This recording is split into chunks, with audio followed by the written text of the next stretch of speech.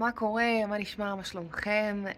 קוראים לי טל רוזנברג, ורציתי ככה לספר לכם על העבודה שלי עם אברהם בתור עורך. בעצם שלחתי לו המון חומרים של פרויקט מאוד גדול שעבדתי עליו, ונתתי לו ככה הנחיות מקיפות, והוא טס על זה. צלל ישר לתוך האסנס של הדברים. כל התהליך עבודה איתו היה הדבר הכי נעים ורגוע וזורם, וכל פעם ששלחתי לו תיקונים הוא נהנה בשמחה ובאהבה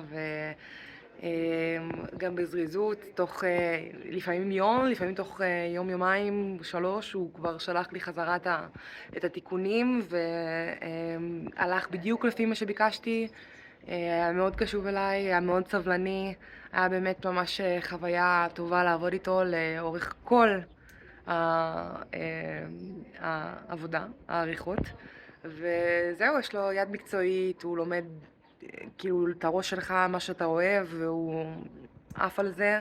ואני ממליצה לכם מכל הלב לקחת את אברהם בתור העורך שלכם. על אברהם, תודה לך, אלפי תודות.